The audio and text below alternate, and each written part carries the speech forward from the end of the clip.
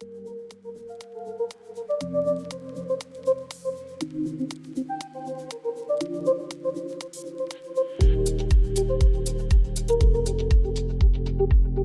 is up, people? My name's Anton and welcome back to September. It's been a while. Today we're going to be working on creating the render you just saw using some basic simulation and lighting and material techniques inside of Octane. So we're going to split into two parts mainly. Firstly, the simulation, so we'll run through the basics of geometry and topology and sort of running that kind of soft body simulation inside C4D, how to combine the two, cache it out, and then render and light it the way you kind of want to, taking into account sort of professional, good looking lighting. There's a few basics to nail and I got a load of messages about it. So I figured I'd sort of run over it. It's not as hard as you think. And we'll take you through the process from start to finish. So if you want to skip straight to the tutorial and the steps, I'll have a little time link in the description. But just before we get started, the sub count's sitting at about 2.7k right now. September started as a passion project for me in October last year, where I just wanted to sort of create stuff to help people understand little nuances or cool stuff that I made inside C4D. And so I started making these for fun. And this is quite easy to do it when you're not putting it out to a lot of people. But then slowly people started watching them more and more. And obviously I was at a point where I was churning out content every single day because I wanted to. And there were a few episodes or things that I rushed. So if you noticed a few privated videos, that is why, because it kind of included some content which I probably shouldn't have put out. It wasn't the best way of doing things and made me seem a little amateur, to be honest. But we're coming back with a bit of a new philosophy. And one of the real things that I think I can create here is a sense of community, and that is really going to be at the heart of September going forward. It was really warming to see that when I took some time away, I had university. I've graduated university now with a degree of visual effects, which is sick. And I was moving out and all sorts of stuff. I had computer problems. I had my monitor shattered at one point. But it was really warming to see. I actually got a load of messages asking where I went, what's happened to the content, what's going on, and also just asking for help generally, which was so cool to me because I remember exactly what it was like being a self-taught 3D designer, CG artist, trying to navigate your way and then encountering random problems and then just like scouring the internet and random forums trying to figure out how to fix them. I know what that's like, and I wanted to create a community where I could sort of help people. So you're going to see some tags pop up through the video. If at any point through this something doesn't work, at September DSGN on Instagram, message me and I will try my best to help out to you. I'll reply to quite literally everyone.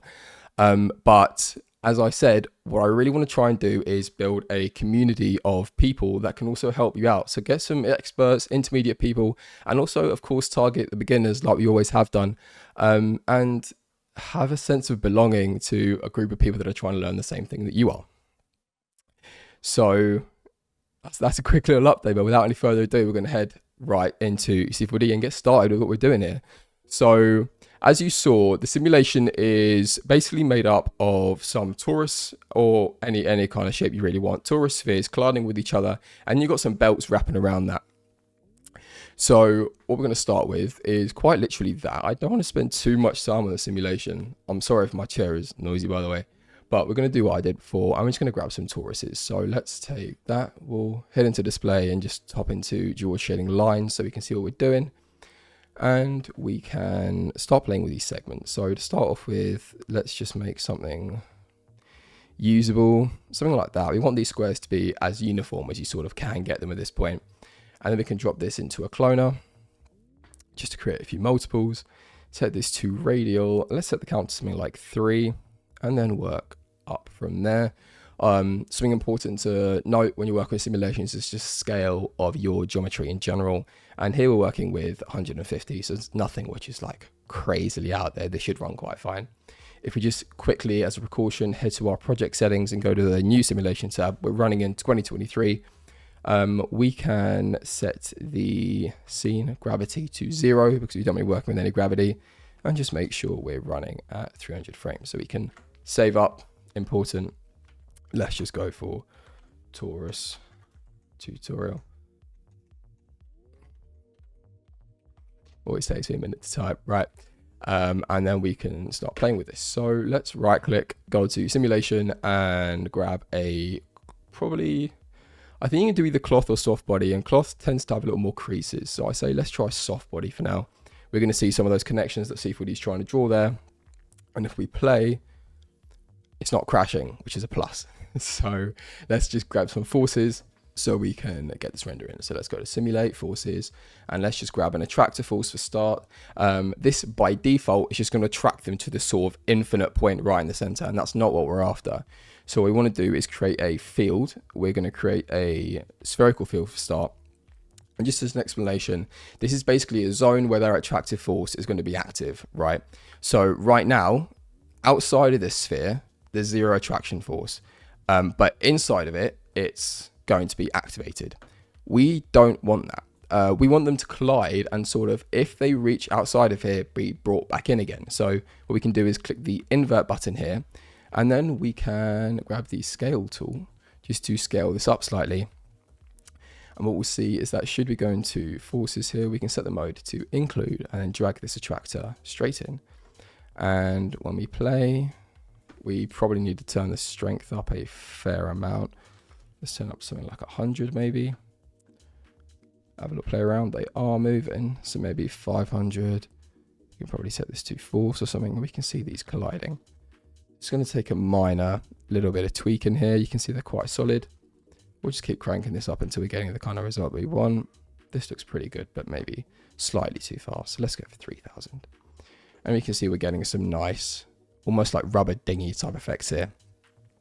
Let's drop into the soft body quickly and see if we can mess with any of these to make it a little more interesting. So we can get some stretchiness, maybe some bounciness.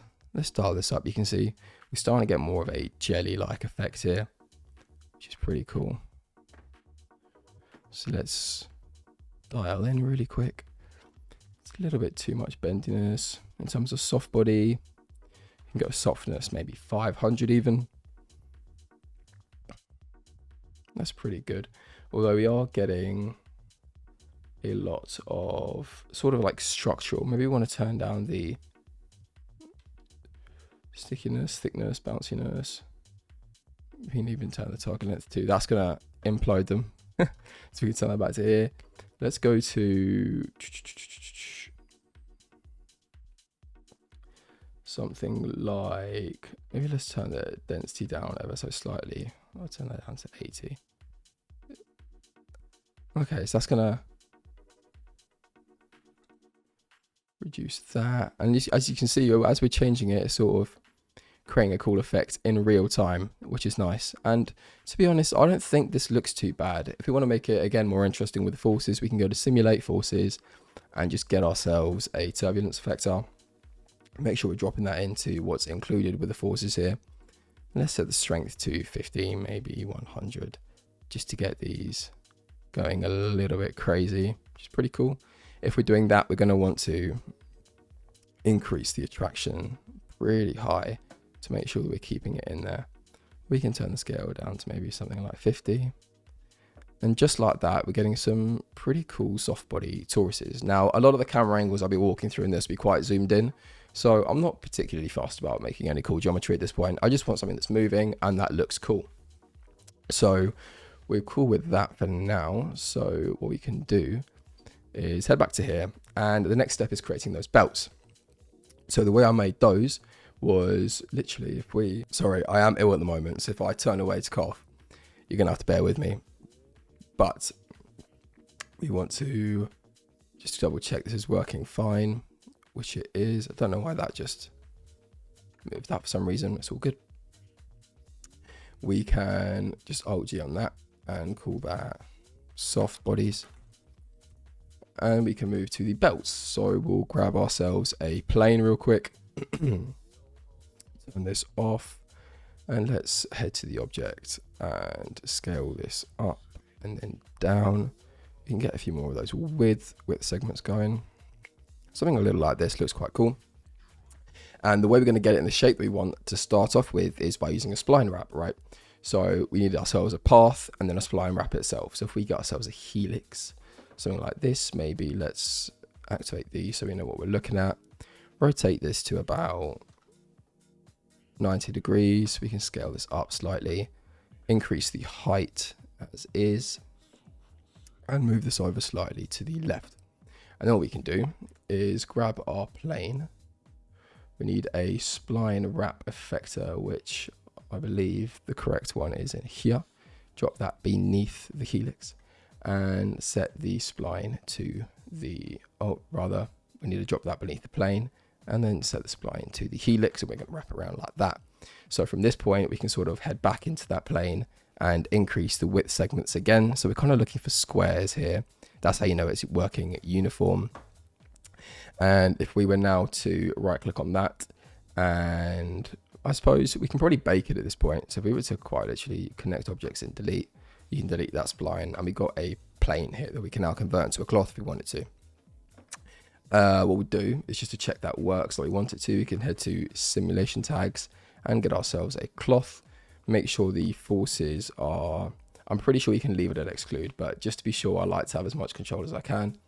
And we'll drag the attractor in and the turbulence, play this through, and you can see we're already getting some pretty nice belts, and the turbulence, I'd say, is actually pretty perfect here. It looks nice.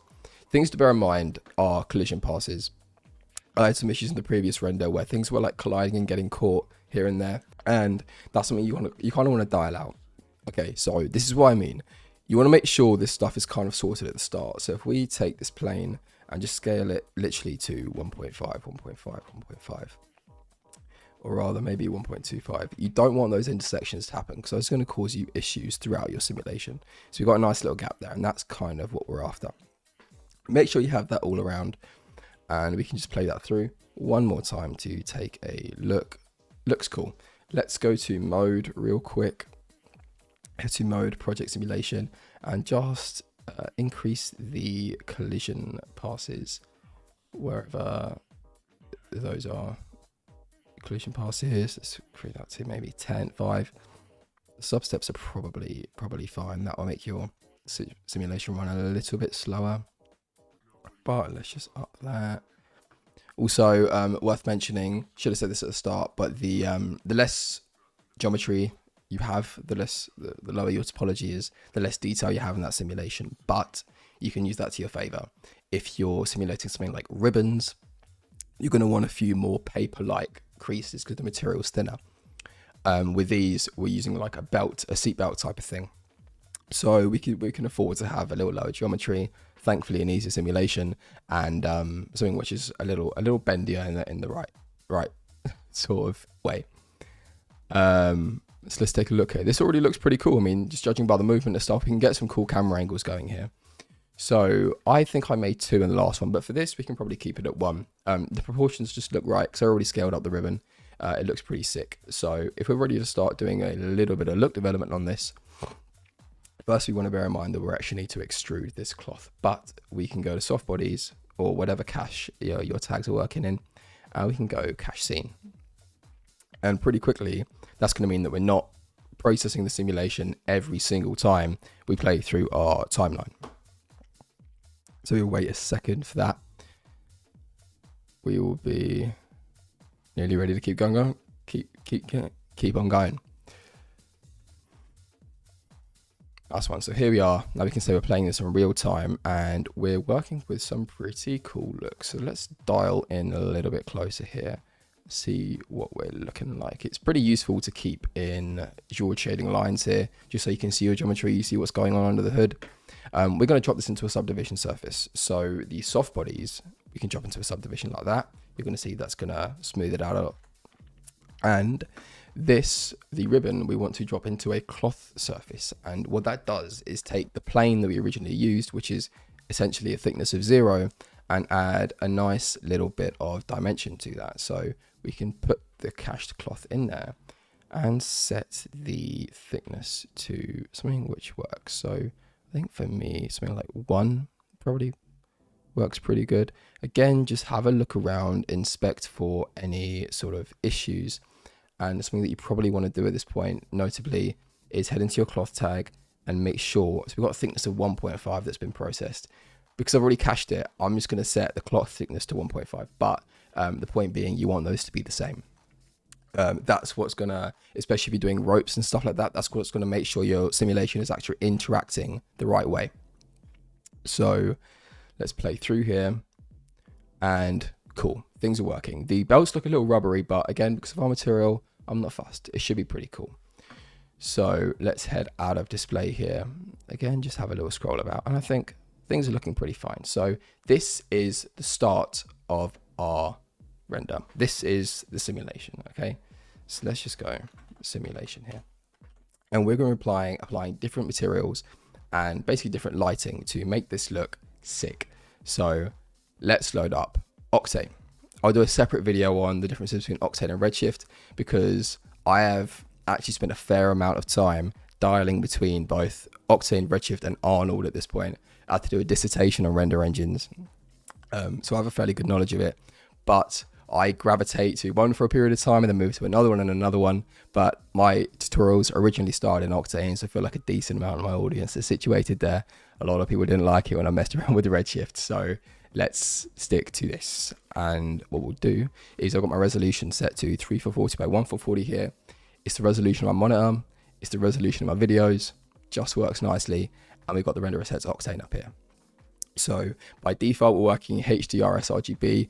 We want to switch that to whatever you want, but I have a habit of making it aces because that's the most realistic color space. It also just tends to add a little more contrast and make your renders look nicer. It's not the secret trick, but it's important to do right at the start, so then you can work your way through in aces rather than doing it at the end and then all your lighting's off. And we also want to set this to path tracing.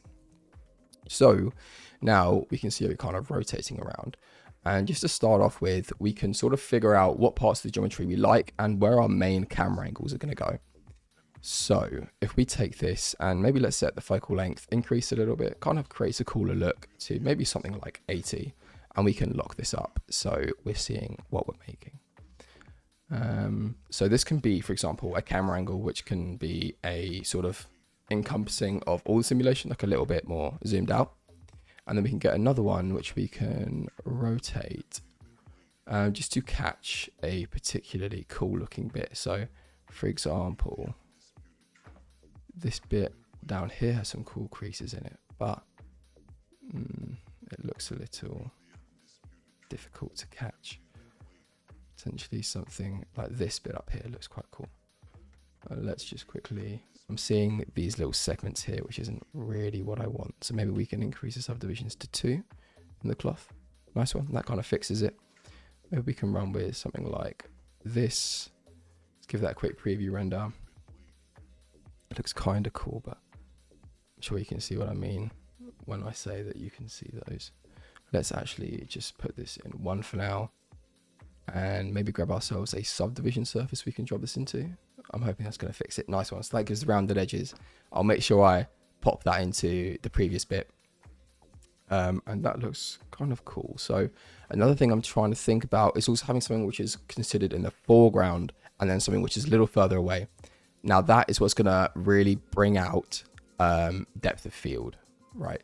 So here, for example, bear in mind we're sitting on frame 253 and this is an animation. So we can have something which plays through, sort of find what frames are looking good. And for example, this looks fairly sick.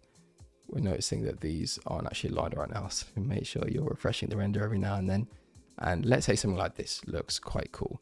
Maybe a little higher. But in general, we're creating a composition with stuff on both sides that's both in the foreground and background as a kind of closer up shot to add a sort of sense of composition and structure to the frame. So cool, we've got 2 camera angles there. So what we'll do is we'll split the 300 frame composition 10 seconds into maybe 2 5-second ones for now.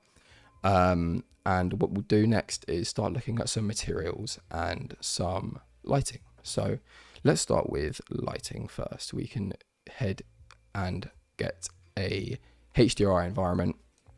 We can drop into here. making sure the color space is the same as whatever you've got it set to. So in my case, that's aces.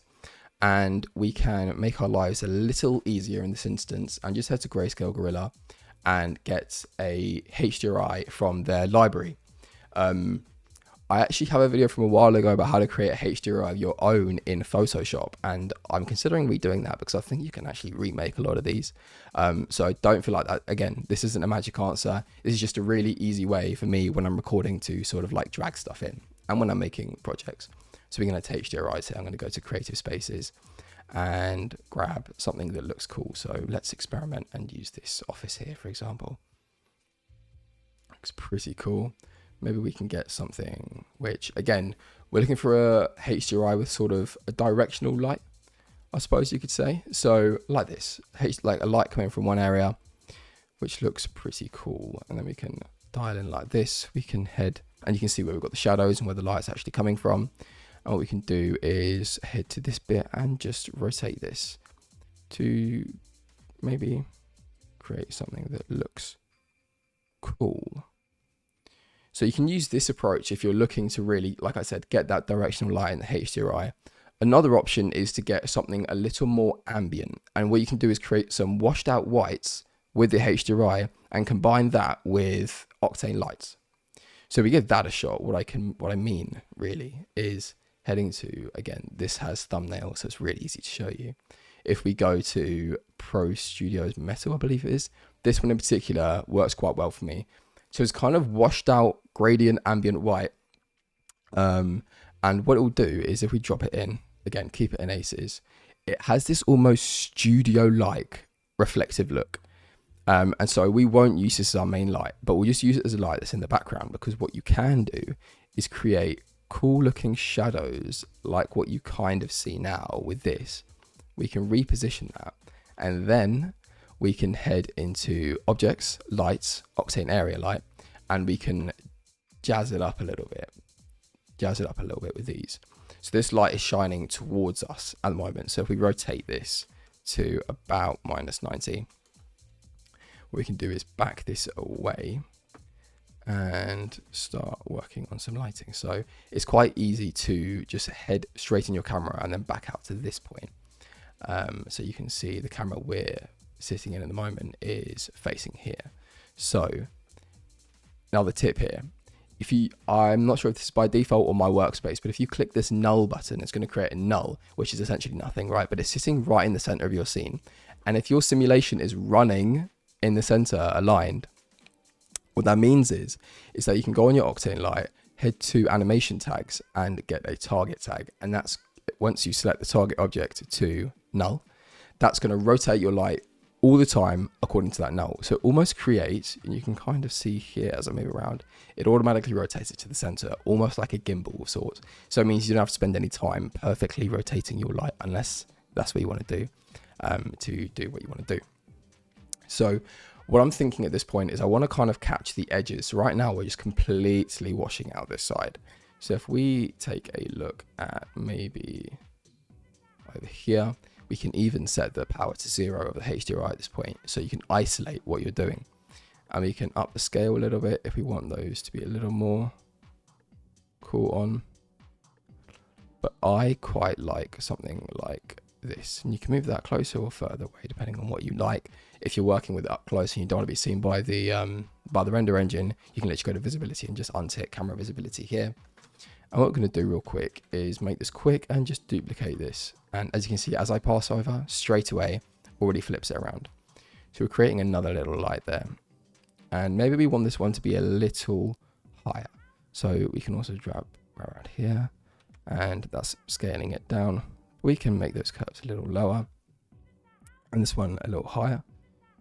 Maybe we can move this around to somewhere that kind of fits our needs a little better. This is quite cool. I like the way the light is shining through that bit there. I think that looks quite cool. And maybe we can dial down the power a little bit.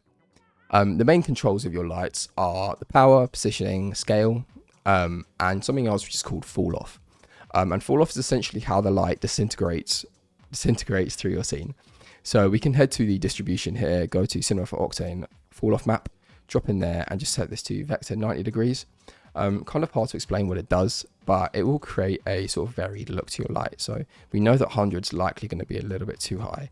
So maybe, actually, I'd say 50 looks pretty cool. What we've created here, considering this is just Octane lights, looks pretty sick. So if we dial in the HDRI now, we can start to get more of an idea of the look that we're working with. And this in particular, I think looks pretty great. It looks nice. These washed out white renders are something I'm really gravitating to at the moment because I think it looks clean and it also allows you to play with color a lot more. More pixels sometimes takes a little longer to render, but works out quite nicely. So at this point, if we want to create some materials, we can head into, again, the easy way is going into Grayscale Gorilla, heading over to materials and dropping down, for example, some pattern canvas. These ones look pretty cool. I think these are ones similar to what I used before. We can head to our torus and literally get these, for example, drop this on the subdivision surface, making sure, of course, that we're using the Octane materials, which we're not. We just dragged in a Redshift material, which is remarkable. Thankfully, it didn't crash the program. And we can go back here and let's go to Octane Tactile, Pan Canvas Octane. And let's drag again. This one looks pretty cool. So let's see what this looks like. We'll drag this on, and then what I'll do is I'll break down the materials. Something that works quite well. So again, here the ease is kind of crazy. It makes it way easier. We can head into the material here and just take a look at what this is doing. So this entire section here is really just creating the texture, right? So that's plugged into the albedo or the diffuse. That's just the pattern. That's the shape. That's what you got to think about. So you could use anything for that. We'll break down the belt material separately. This is a complex way of doing it, which allows you to customize the colors, but no need to worry. And then what we've got is just a cloth texture, which is plugged into the normal, which is adding the depth to the material or the roughness in a way, but it's adding those little like intricacies that you can see there. And you've got the roughness, which is directly treating how the light reflects off that. So if we go to roughness now, and we have the float set to 1, you can see it's totally blanket. We can set this up to white. You can do a load of customization if you want to make this like a completely mirrored material. And you can dial that in how you like. But this in particular is literally I think I can click edit actually, and it will view the material. Okay, very low contrast. But if you zoom in, you can see the slight roughness that is actually applied to that material. What we'll do is we'll plug that back in. And again, if you're using your own textures here, make sure the color space is set to whatever you're using. So aces. This is a roughness material, so you don't need the color space with stuff like roughness, bump, normal. It's called non-color data. It's here where you'd want to change that. But for now, just to keep the look that we want, we'll work with something a little like this. But if you have any trouble with making those materials, give me a shout on Instagram. I'll help you out. This is just for the sake of explaining the lighting and camera angles, which I sort of wanted to make the focus. So what we can now do is create the belt that we want. So if we head to materials, create, and we've got this new Octane standard surface material, which I've been playing with recently. I'm not sure if that's new in the new update or whether it's always been there and I've just been completely ignorant of it, but we're going to give it a shot. So let's drag this again onto the subdivision surface and we can see the material is updating here.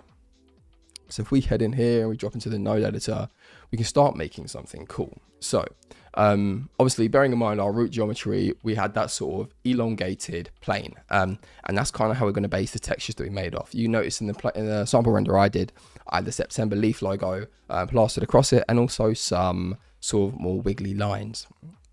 And the way I made those was using these 3 textures here. So I just go view and then extra large icons. Let's take a look at this. So there were 3 main ones that I used, as I said. So you've got number 1, which was this sort of almost army camo type line work material. In this, let me just double check what this resolution is so that you can work off that if you need to. 3000 by 500, so quite wide by 500. And then I had this, which was sort of a perforated seamless material. I just think I just got this by Googling perforated seamless material on Google Images and then basically dragging it into Photoshop and pasting it across. and then I had the September leaf, which is centered here, and then directly split in half, just the automatic little clamp thing in Photoshop, and on this side too. The reason I don't want to open Photoshop is because otherwise the tutorial will get too long. Actually, for the sake of explanation, I'm gonna shoot it open really quick. But what I didn't want to do is just make it all from scratch, and then it's a 40-minute tutorial, and people are gonna get a little bit lost halfway through. As much as I do like showing the entire process, but hopefully this takes a second. I can show you exactly what I mean. Cool. So this is what I meant. I've got the centered logo here, and then this one again, literally just clamped to the middle like that, and the other one on the other side. And I've got this eye material, again, off Google, a little bit of generative fill here and there just to get the watermarks off. And this perforated material, which is just copy and pasted again, with a white background. If you're exporting roughness materials, bump materials, you want to make sure you got the white background, because Octane doesn't like it when it's just PNG. I learned that. So we can back out of that quick. And I'm going to try drag in these same textures again. So what we'll do is we'll drop them in. Let's make our thing here. Let's get it nice and big that we can use. And what we'll do is, just for the sake of what we're doing, we'll just make sure we're setting these two aces. This one and this one we can probably set to non-color data. So now let's take a look at what it looks. And this is where the experimentation comes in, and sort of the design element of the render that you're making. I wouldn't mind a little bit of color here, because all I'm looking at is black and white. So we can see if we can make these a nice red. If we go into our diffuse layer here, we can pick the kind of color that we're after. And now September's red is sort of verging between red and pink. So if we go for something like this, that's quite cool.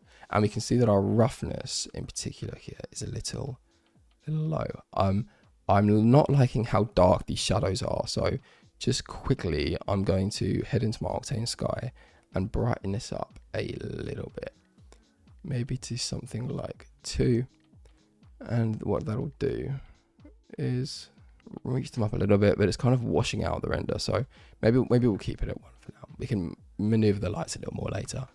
Let's head back into here, drop to the node editor.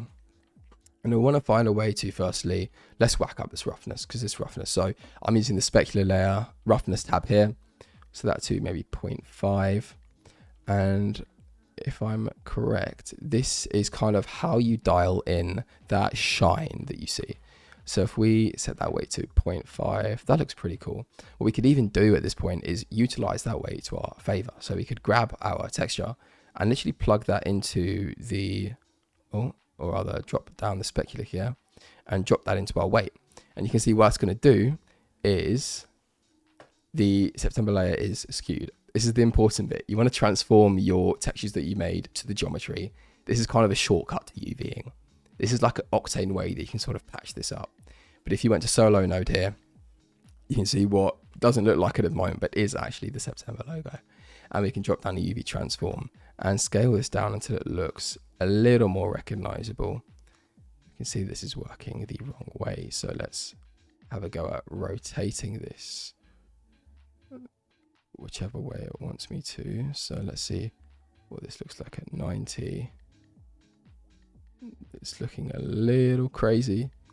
So let's, for example, just set this to 0.5. There we go. And what we can do is scale this up to maybe something like, figure out which one is related to the actual look of the logo. And I have a feeling if we drag this down slightly, we can probably,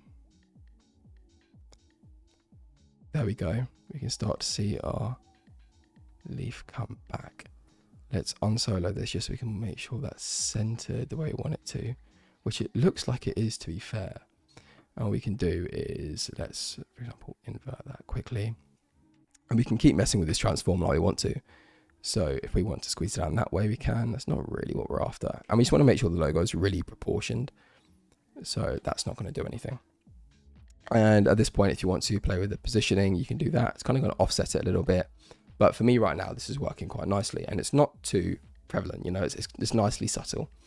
We can disable that. And what we can see is the way we've plugged this in, the specular is only being affected where that logo is black. So if we wanted to invert that, well, rather it was already inverted. So it's where the logo was white. And we can see pretty cool here. So you can use that, for example, in the diffuse roughness if you wanted to. And you can see it's making it shiny wherever that logo is. Or you can plug that into the specular roughness again. So you can kind of get quite creative. And I think this is what I did before, where it almost looked like a plasticky overlay, like a shine. Pretty cool. So if we want to get a little more creative, we will probably use this transform a little more because all our textures are the same resolution, which means that they'll probably need to be transformed the same way to get onto our belt. Let's keep this for now because this looks kind of cool and it's subtle. And we can get plug this in here. And this is our sort of camo-y material, which I think before I plugged into the metalness layer, I believe, because I wanted to create something I hadn't really done before. So at this point, we can zoom in a little bit and we can see those slight details on the September logo, which I thought was pretty cool. At this point, we're aware that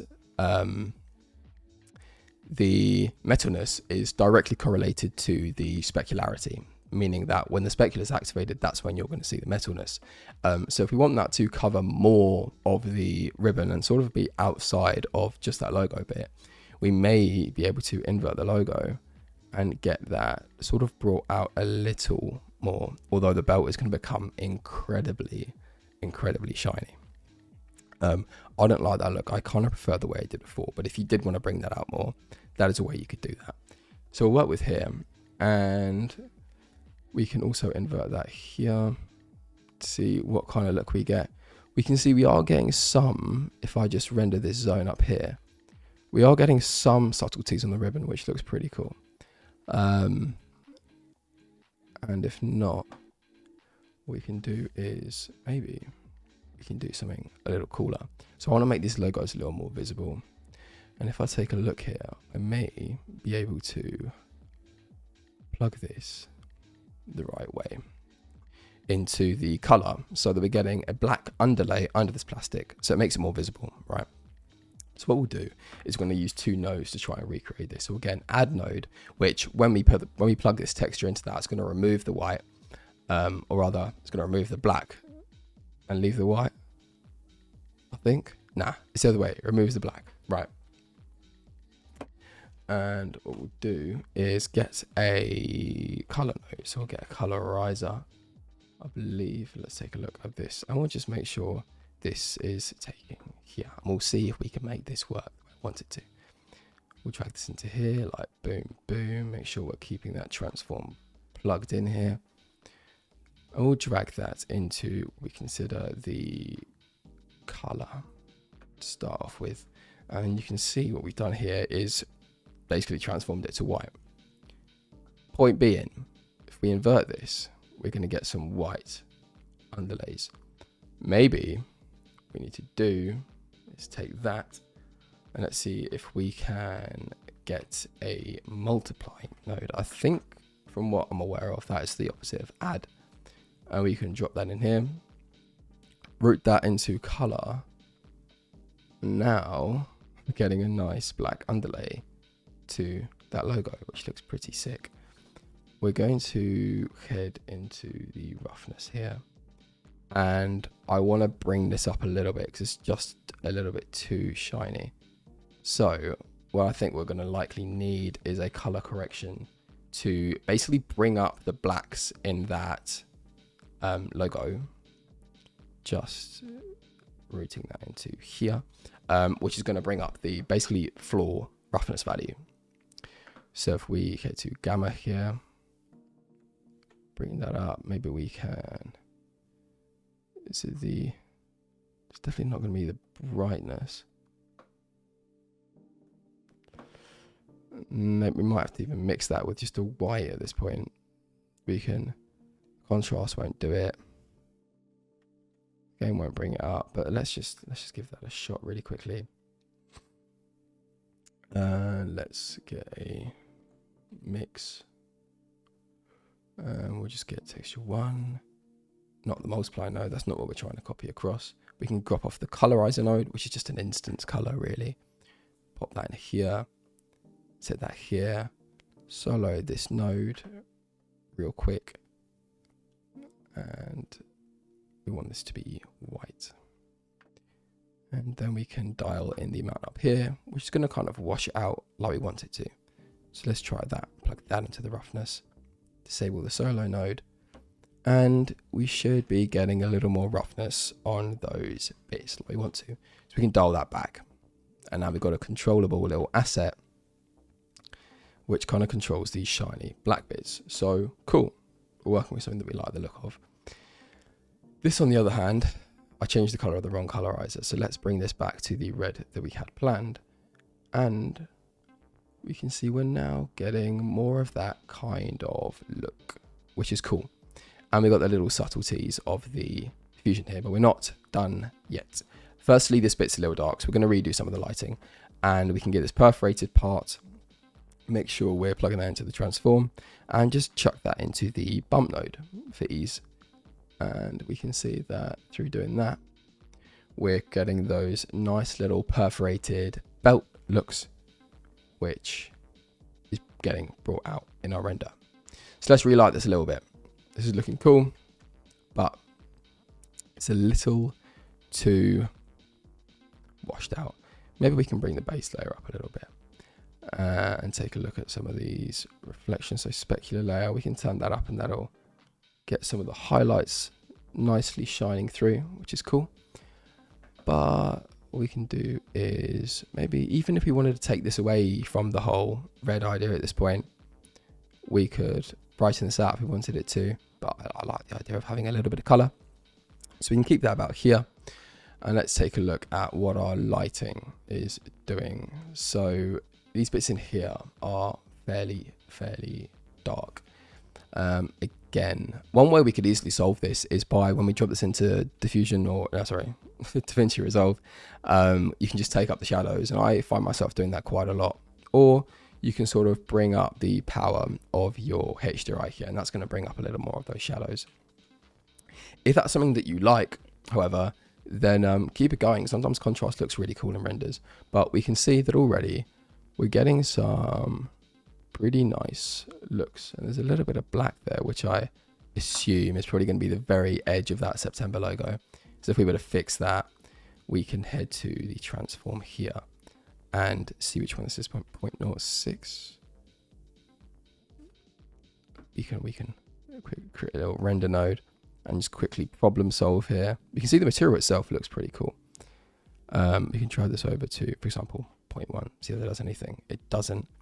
So we can retreat back, and this one is edging it out. So let's do that. Keep it about here, which widens our logo a little bit, but gets rid of the black. So we want something shining more here. I was worried that the toruses were sort of reacting to the light in one way and the ribbon was reacting to the light in the other, but we do definitely need some more light on that center bit. So easy ways, maybe we can rotate this HDRI a little bit to just get that centered. Maybe we can actually increase the strength a little bit, and we're getting that ambient light, just like I said.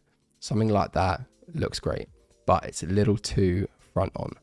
So at this point, we can dial that out to the perfect amount that we want. And just like that, we're getting some nice edges to the ribbon. A little more basic. In the render that I did, I just duplicated this ribbon and inverted most of the colors of the material and got exactly the same look. So don't stress. And now what we can start do is working with some really basic camera animations and some depth of field to get that nice sort of professional look that you saw.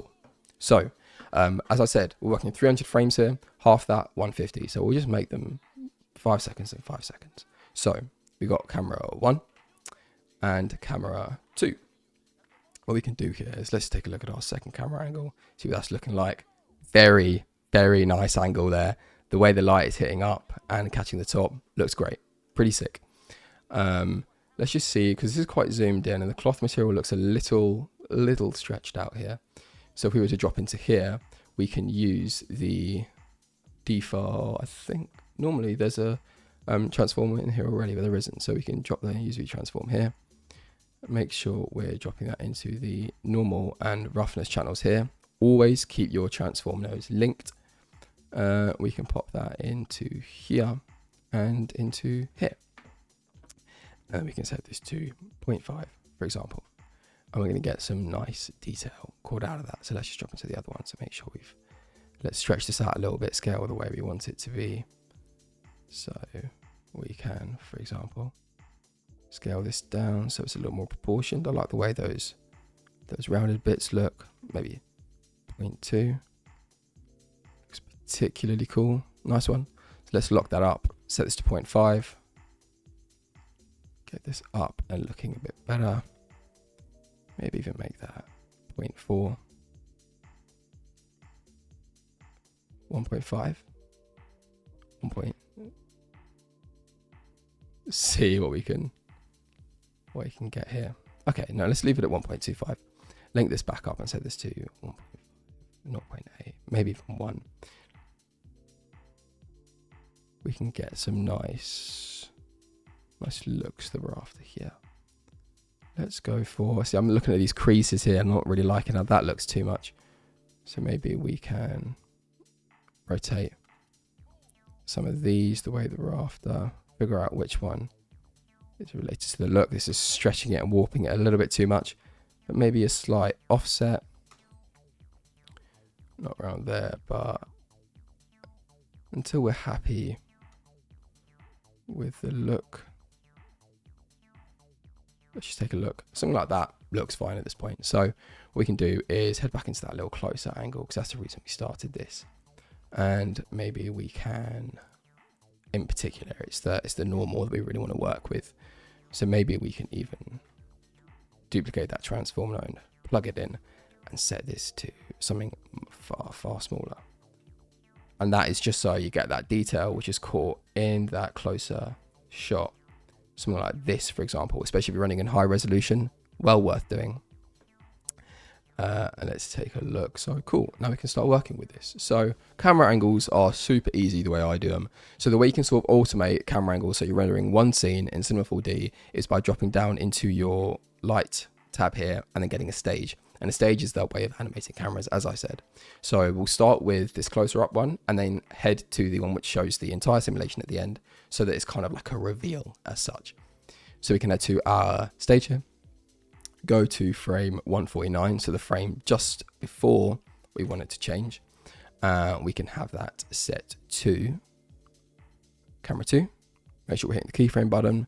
Next frame along, set that to camera 1. Make sure we're clicking the eyedropper tool, camera 1, keyframe that. So if we were just to pause this quickly, pretty simply, you can see that as we play our simulation, and it's a little slow, but you can see it's playing.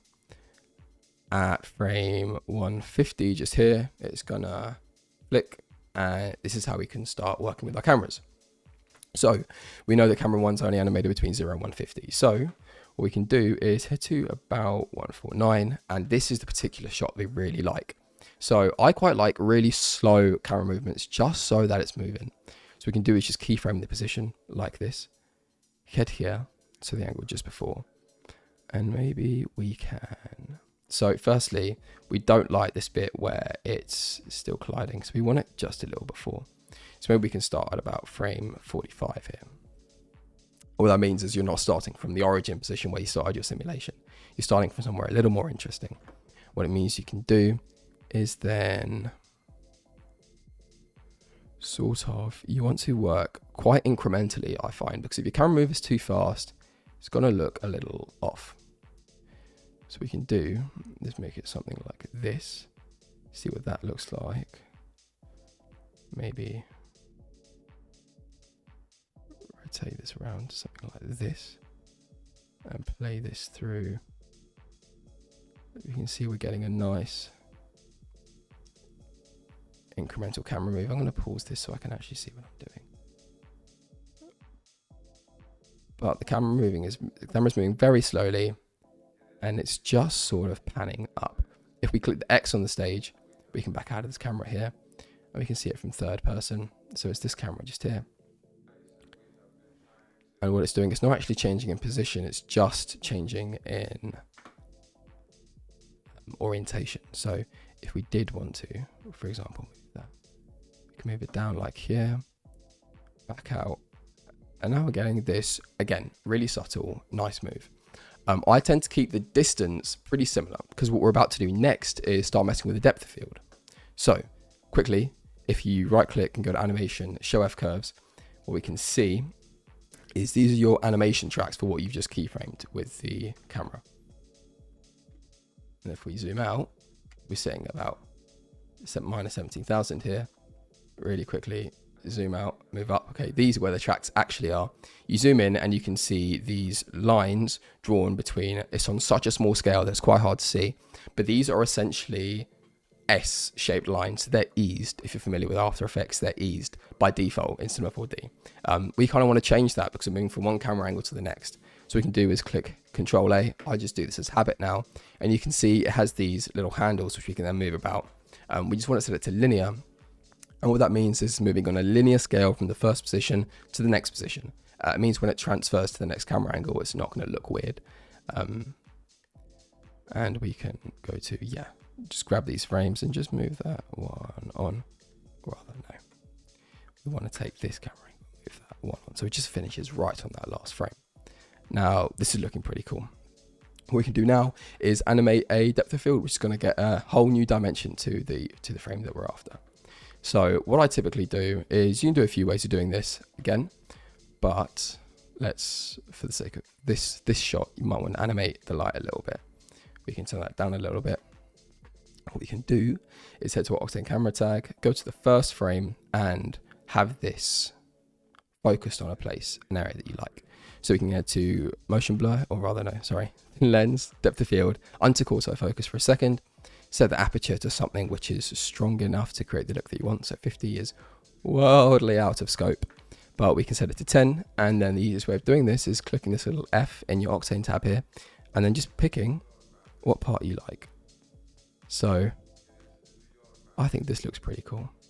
Or you can pick the end here. So that looks pretty sick too. So what we'll do is, a good approach is just generally picking a faraway point and having it focus to a closer bit. So this looks pretty cool and we'll use this for now. We can keyframe the focal depth here and then drop down to the end of the camera animation here, which is about here. And we can then have I did think that looked a little weird for a sec. We can keep the focus tab here and then pick on something else. So here looked really cool because the way it was lit. We can keyframe that. And then again, here you have the choice. See, with focal depth, it's not that obvious that if we were to look at these tracks, they'd be eased. But flicking through here, and it's basically going to transition pretty smoothly from one to the other. Looks sick. But what I used in the previous render was sort of on the first frame, it has a sudden shift, almost like the camera actually focuses, if you ever used a real camera before. So it kind of sticks at one bit and then almost as if it's being shifted, shifts to the focus in the forward bit quicker rather than over the entire camera move. And if you were to do that, what you can do is drop into your focal length track and you can see the default thing which C4D creates. And if you want to make that more deliberate, you can grab the handle and stretch it out a little bit. And what that means is that this is your first focus, this is your second, and it's going to start and then switch down here, about the middle of that camera move. So for us, that'll be about here. So the focus between here and about here is going to switch to be much closer, and that'll ease nicely as the belt moves into shot. So cool. That's the first nice depth of field shot done.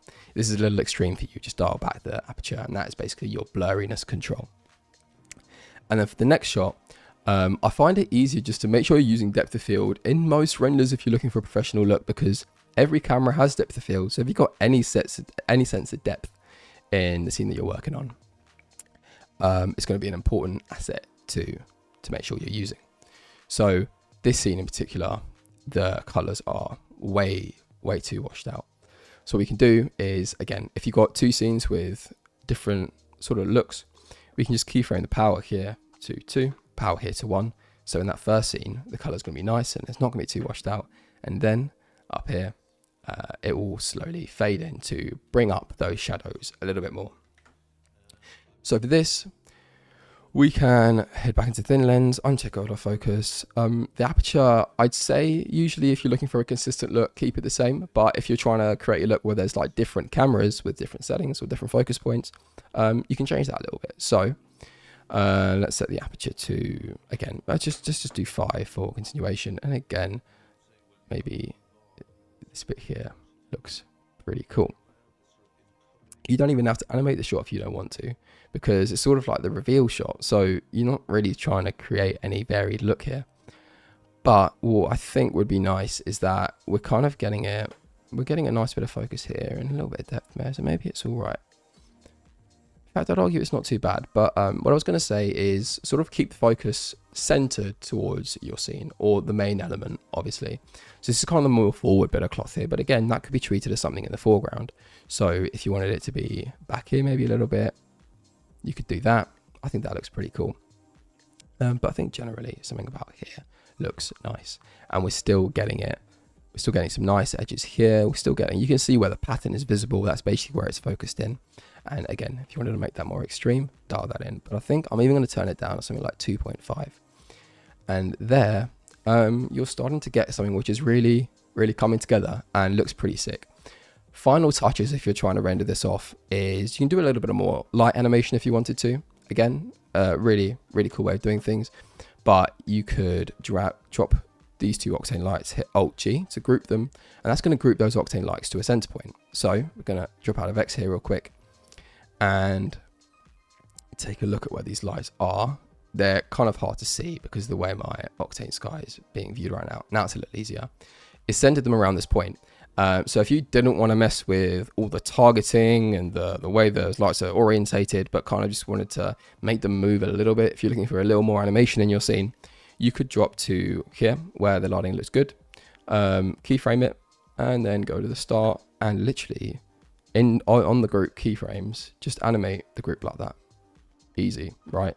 So now you can see as we flick through, those lights are changing, and it's something that adds a little more movement to your scene. Again, looks pretty cool. And with any luck, if we're looking back, we can see we're now getting a little movement with the lights. Particularly here, can look pretty cool. Although we are lacking that original sort of look that we really liked. So at that point, if you really wanted to, you could just flip these around. So we like the way the light looks here. At the end, it looked good, but this was a highlight. So we can drag that back here, move this to the start, and then again, we're getting it nicely caught on, plus we're getting some movement. So win-win. And should we move to the end here? And again, you can also keyframe that. And before you know it, you've pretty much got something you can use. If you were going to render this off, what I'd suggest doing is also activating motion blur. You can do this in post too, but why not do it in 3D when you've got the motion vectors already applied? And that is just a case of whatever parent group you've got your simulation running in, right click, head to, I believe it's extensions now, Cinema 4D Octane, and get an object tag. That's going to allow you to actually enable the transform and vertex of the motion blur. And heading to your cameras, when you can go to motion blur, enable, and you want to set that to 0.333 if you're working in 30 FPS. There is a formula to do it that I can't quite remember. I'm going to check in and add it in editing. But what you can see now is that we've got the motion blur enabled on here. It's working here. And if we climb through, let's make sure we're actually putting this on the subdivision surfaces. And what? Let's go to this frame here, flick through, and we should see a very slight but nice bit of motion blur somewhere. That will work. It's moving quite slowly, so potentially that's the reason that we're not seeing anything kind of shoot out at us. Okay, 0.0333 for start. I'm going to set this to 0.0333. And I'll make sure that's enabled. There's nothing that I'm missing, I don't think. Okay, we can see a little bit of a smudge on that logo. So we are getting motion blur. It's just very, very slight. Anyway, so once you've done that, you will have motion blur applied to your scene. And if you're ready, you can head off and render that. But that is generally how you can go about creating a look like this. again, I'm just going to reiterate, lighting is really important. I won't lie. Lighting is the way that your entire thing is shaded. If it looks washed out, it's going to look washed out. But you can change that. For example, you can move this down here. You can animate this as and when you want to catch those angles. And it's really about knowing your scene, knowing what lighting looks good in that scene, and then just like syncing it together. And it's not as hard as you think. Again, it's a little bit of a dance between that and the materials. So just make sure your materials are on par. Make sure stuff like specular's turned up if you want to get some of those whites, some of those reflections. And generally, you should be on your way to creating the look that you want. So if you want to download the project file for this with the assets that I can give, you will be able to download that in the description below. And so the way I'm doing this is I do want to encourage learning and, like I said, the sense of community here. So what I'm doing is I'm creating a newsletter which I'm sending out weekly, which is aligned with the uploads. So this upload will be going out on the Friday, I believe. And so to give you guys a chance to catch up, I'll be sending a newsletter out tomorrow with the download link for this file and all the lighting and stuff that you can sort of dial in and play with. I don't want to make them freely available as such because I don't want just stuff circulating around when I'm trying to teach as best as I can. So if you want to download it, you can, and you can sign up to our newsletter where I'm going to be sending out insights, a load of stuff, tips, exclusive stuff, content, bits and bobs to sort of get people involved and together with September and start building this thing really. So like I said, the link is below. You'd be stupid not to at this point. Shameless plug, but no, I'm joking. It'd be pretty great if we can actually build something the way I'm sort of envisioning it right now, because I want to build what I didn't have, and this seems to be the best way of doing it. So without any further ado, thank you for watching this far. If you have built something of your own and you followed all the steps in this, tag me on Instagram at SeptemberDSGN. Same on Twitter. Honestly, I'm still working out a social media thing because I'm having difficulty just posting all the time. I don't use social media a real load, you know. I kind of like to create more than I consume, if that makes sense. So when I did sort of go away, that is the reason that for 6 months you didn't really hear too much from me. Won't happen again, obviously, when my plate is full of other stuff. It kind of happens, but I have time now to build something that I'm really, really proud of, and that is the goal. So just before we dial off, I'm gonna change that light because that looks too washed out, and that's not how I wanna end the tutorial. So I'm going to rotate that to something like this, which is catching some nice light. And I will see you guys in the next video. Thank you very much for watching, and I'll see you soon.